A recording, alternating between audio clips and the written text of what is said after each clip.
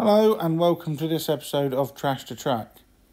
In this episode we're going to be looking at this Tornado that's been sent in by a chap called Chris, who says that the valve gear is badly bent. It's a non-runner, and in fact the valve gear on this side is so bent that it's wedged underneath the running plate there. The deflector's fallen off, buffers are missing, and Chris said he would like me to fit DCC to this. And as he said, at the moment it's a non-runner, so he supplied a chip. There's a Liaise decoder there. And the buffers are also missing off the front of the model, and there's also one missing off the tender. So I'm just going to give it a quick dust off, as there's a little bit of dust and hair and that on the model. So I'll just dust that off. Overall, apart from the valve gear and the buffers, the model looks to be in very good condition. The rear wheels are relatively clean. There's a little bit of fluff in them. And as you can see there's the other missing buffer. So I am going to do a quick battery test on this, and there's absolutely no movement whatsoever. It's not even humming. So the valve gear is not locking it up. There's just no movement in this whatsoever. So to remove the body shell, what you have to do is remove this screw at the front underneath the smoke box, and then disengage a clip that's in the rear in the firebox area. And to my surprise, when I take the body shell off, there's a loose wire there which could point to the non-runner, but when I take the body off, the actual electronics from the middle of the model have actually been stripped away. Now I'm not sure if Chris did this or whether it was like this when he bought it, but the DCC interface is gone and none of these wires are connected to anything, so it's not surprising that this was a non-runner. But at least now the body shell's off, I can turn the flywheel by hand to loosen up some of these valves, and then using my hex driver I'm going to remove all of the crank pins so that I can remove these rods and try and straighten them out. Either that or get replacement. But I'm hoping that if nothing's broken, physically broken, I may be able to straighten all these rods out. Now to remove the rods entirely, you have to remove this weight here, which used to have the DCC socket on top. And then you have to lift up the whole valve gear as one complete assembly. Now also it's handy if you remove the cylinders. Now to do that, you have to remove the front bogie, but I'm just turning them around there just to remove all these valve gear parts off the model. And I'll do the same on this side. Everything has come undone okay. But the main problem seems to be this front piston valve and linkages bit. So as I was saying, you have to remove the front bogie, and this will give you access to the screw that holds the cylinders in place. And when you remove the cylinders, the whole ensemble lifts off as one. And you can see there just how badly bent that piston valve is.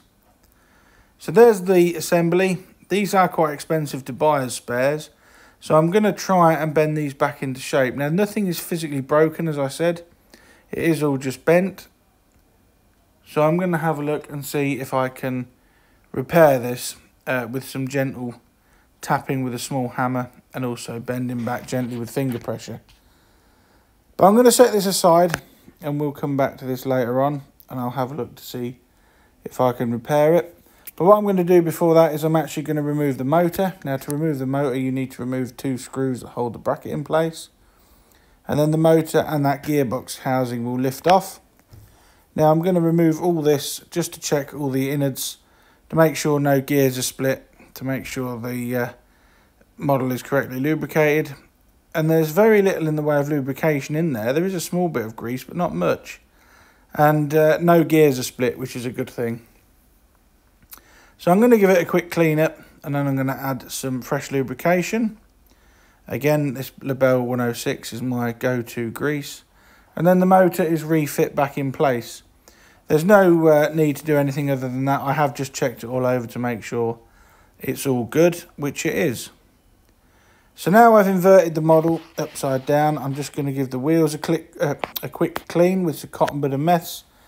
The wheels aren't overly dirty, but they could do with a bit of a polish up.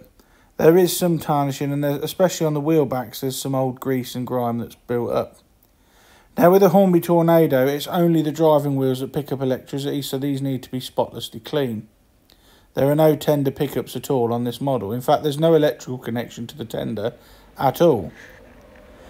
So what I'm doing here with the cotton bud and mess is just removing any grease and build-up of residue on the side rods themselves. And now, having straightened all that valve gear out, I did it off camera because it took quite a while, and it was a case of bending it, tapping it, checking it and doing it over and over again until I was satisfied that everything was as straight as it was going to be. And here I'm just turning that flywheel to allow the crank pin to the bottom so that I've got good access to the crank pins. And I'm going to start rebuilding the side rods. And the first one to go on is the side rod itself, followed by a spacing washer. I'm just tightening up the crank pins in the non-driven wheels. And for those who ask in the comments, I use these Expo hex nut drivers. This is the 2.5mm one for Hornby models. So as I was saying, there goes the spacer washer. The piston valve is on next, followed by the linkages which sit onto the crank pin. The end of the crank pin has got a rectangular groove which the linkage sits in. And then the smallest of the crank pin is put in with finger pressure just to get the grip, and then tightened up with that hex nut driver. And the valve gear on the other side was rebuilt in exactly the same way. Now these valves are on these models, the valve gear is repairable if it's been bent, if you work gently with it. If you go too hard, you will snap the metal. But I was lucky in this case, there was no broken rivets. I've refit that metal weight now on the top that holds the valve gears in place. You can also see that the cylinders and the front bogey have also been replaced. And now that everything's been rebuilt, a battery to the motor terminals, and the wheels are spinning, the valves are going round nicely, nothing is catching, and it's actually running nice. So I'm satisfied that I've managed to straighten out the valves and get this model back into running order. Now the next thing to do obviously is the electrical work, but again I shall do that off camera, as you've seen me solder decoders in before. But before I'm going to put the decoder in, what I'm actually going to do is solder the wires direct to the motor terminals to give it a track test. And here it is on the track running. There's nothing is catching. The valve gear is running as it should. So after that, it's onto the rolling road and a small amount of oil using a Fleischmann pin dropper on all the crank pins and moving parts on the valve gear, just so it's got the best possible chance of running that I can give it. And then I give it 10 minutes in each direction on the rolling road, just to make sure there are no problems that would have arisen with long-term running of the model. And here is the time-lapse footage of Tornado breaking the record. But now I've done the electrical work. As I was saying, you've seen me solder decoders before, red and black to track pickup, orange and grey to motor terminals. I've also repaired that linkage arm on the body shell, and the body shell is replaced onto the Loco chassis. And now this is quite a fiddly job. You have to engage that clip. The motor is a tight fit. The clip engages in the smoke box, and then I'm just going to tidy up. That's that motor terminal there was sticking out a bit much. But once all the clips and that are in place, it clips down, no trapped wires, and then I replace the screw in the front to secure the body shell to the chassis. Now I'm just looking now, I'm happy that's all clipped in. Nothing is caught, everything is as it should be, so that screw is replaced. So now the screw's been replaced, that deflector that had fallen off, using a tiny spot of Loctite super glue on each of the lugs underneath, which again luckily hadn't broken off. And then the smoke deflector is offered back up to the model, and it sits in the two holes that are cast in the chassis running plate for the deflector to fit into. And then that is held in place while that small amount of super glue sets.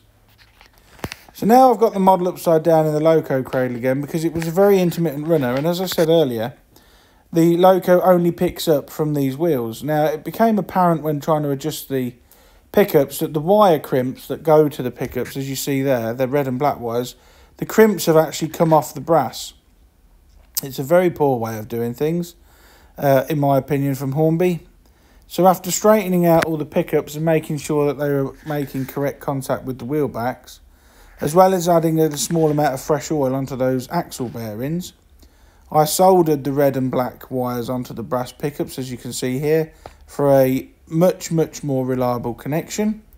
And then the chassis keeper plate was put back in place, I'm just holding it in place with finger pressure. I'm just going to test each wheel now with a battery, and I can confirm that everything is picking up as it should do. I then put the screws back in place and then test all the driving wheels once more just to make sure nothing's moved, and I'm satisfied that this model is now picking up from all its available pickup wheels. I've also replaced the buffers with buffers out of my spares box. I've also repaired the one on the tender as well. And this rebuild of Tornado is virtually complete now. It's being track tested. And to be quite honest, the Hornby Tornado is a very good looking model. But the only thing it lets it down is a lack of electrical contact between the loco and the tender, just relying on those 6 driving wheels to collect current. Other than that, it's a very good looking model. Hello and welcome. Thank you for watching this episode of Trash to Track. Now, I don't often do this, but this is a bit of a special one-off. Now, the Tornado loco you can see is here, already done, and was ready to be shipped off back to Chris. Now, unfortunately, I've learned that Chris actually passed away while I had his loco with me, and his wife contacted me with the very sad news, but I just thought I'd put it out there that I share my sympathies with his family, and his wife has very kindly donated this Tornado to me, so I shall be keeping the loco. It doesn't seem right to sell it or anything, and I've actually given it to James so he's got locos to operate on the garden railway when I'm not here to supervise him with mine. So I just thought I'd put this message on there. This episode of Trash to Track is dedicated to Chris, and obviously his love of trains. He was obviously a watcher and a subscriber, because he sent me this loco to mend, which, due to very unfortunate circumstances, has become part of my operating fleet. So my heartfelt sympathies to his wife and his family, and I just want to extend my thanks to Judy, his wife, for allowing me to keep Tornado. So I'll go back to the running session, but thank you for watching, and as I said, this episode is dedicated to Christopher Goodman. So here we now see Chris's Tornado in the garden on a rake of Mark 1s, having its first run DCC fitted and fully repaired. If you've got an engine or anything you'd like to see featured on a future episode of Trash to Track, please email me at dansmodelrailways@gmail.com, and who knows, it may even feature in an episode all of its own. I'd like to thank you all so much for watching this rather poignant episode of Trash to Track, and I'll leave you now with some shots of Tornado going through its paces in the garden. And as a side note, I have spoken to Judy since making this video, and I want her to rest assured that I will get that hedge trimmed in good time.